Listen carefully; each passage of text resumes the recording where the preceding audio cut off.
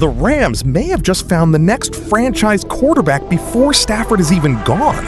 And Ty Simpson's explosive showcase could make the entire NFL regret ever calling pick number 13 a mistake. Ty Simpson showcased to the world. Obviously, the Rams knew this. The Rams had been telling Ty, hey, don't tell anybody we've met with you, except for Dan Orlovsky maybe. But whatever the case, they believed in Ty from the very beginning as being a guy. You believed in him. What did you see from him? What does this mean, you think, going forward with the Rams? And what are some other takeaways that we should be looking at here?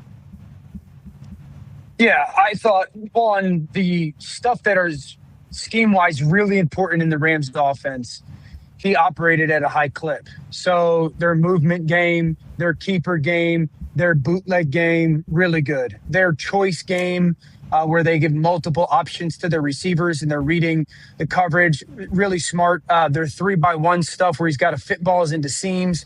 And then kind of like the decision-making that has to happen now, their play-action pass underneath center crosser game. So the stuff that, in part, I really liked that he did in college, that was a major of what they really got into as that second half got going. And so I thought the decision-making and then those kind of intermediate throws and then the now stuff that have to happen at the top of the drop, he was really good in. So kind of what I would have hoped if I were the Rams, that he would go out and execute at a high level. He did. The decision-making was done at a really high clip.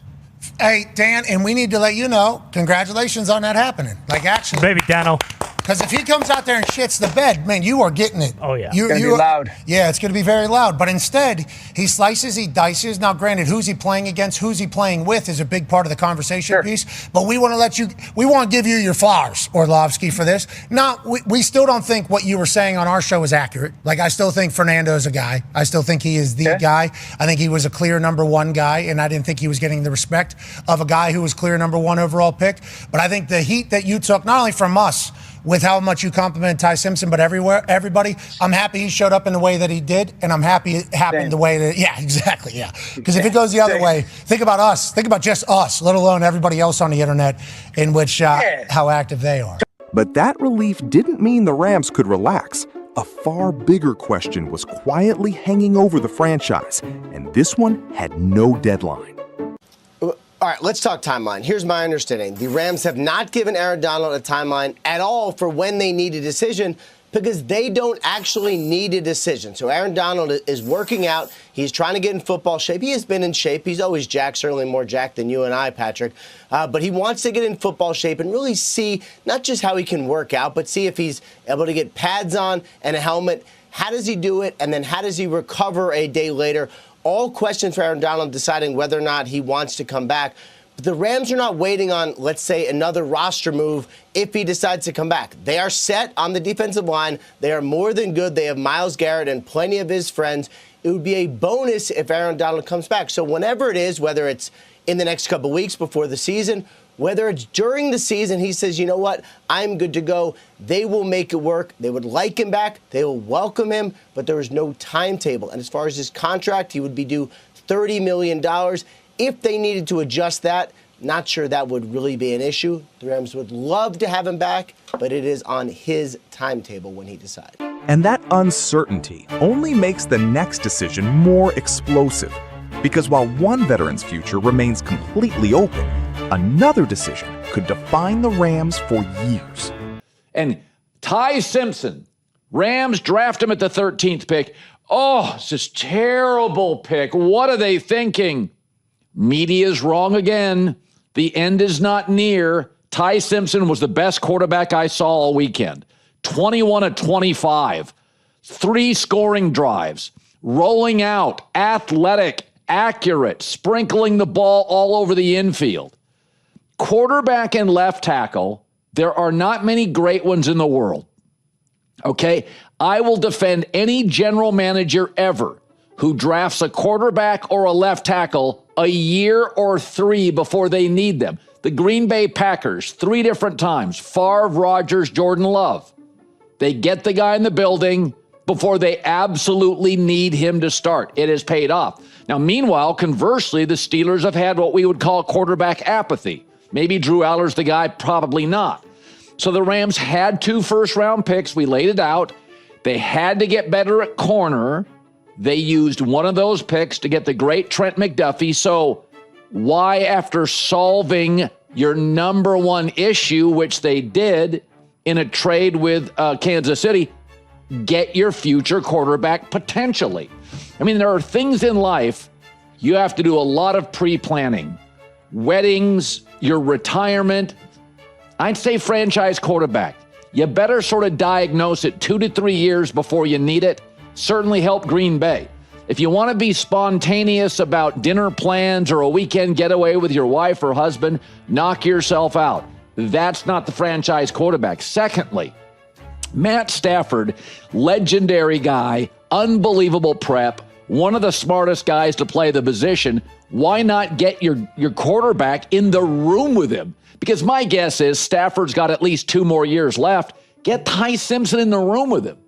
And by the way, Stafford may sit down with McVay after the season and say, yeah, I don't think he's the guy, or yeah, he's really, really good. I mean, you got somebody in the room, but get him in the quarterback room. He can watch an iconic all-time prep guy in Matt Stafford.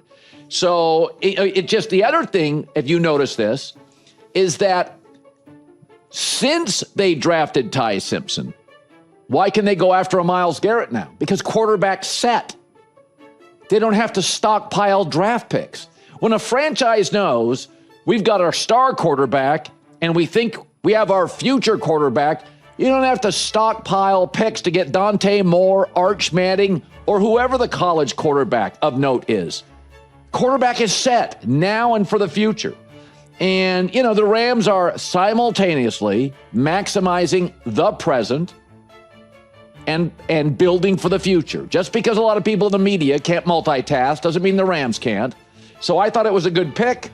And you know, years and years ago, I learned something talking to a guy named George Bodenheimer, legendary executive. And I said something to him, and he goes, oh, no. He goes, I have a 1-year plan, a 3-year plan, a 5-year plan, and we also now are building a 10-year plan. That's what executives do. So the Rams are way, way potentially ahead on Ty Simpson, but I thought he was fantastic.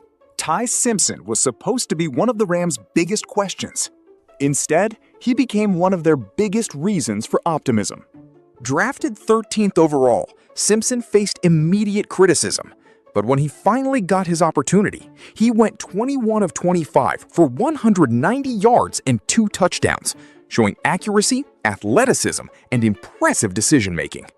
More importantly, he looked comfortable running the Rams system. Bootlegs, play action, movement throws, crossers, and intermediate routes. This wasn't just about making completions. It was about looking like he understood why the play was happening.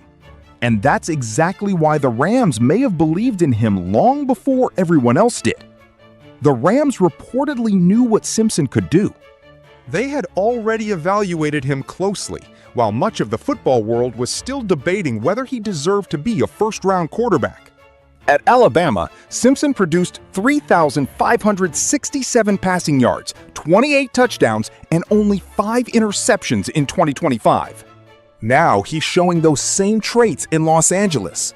Quick processing, accurate intermediate throws, smart decisions.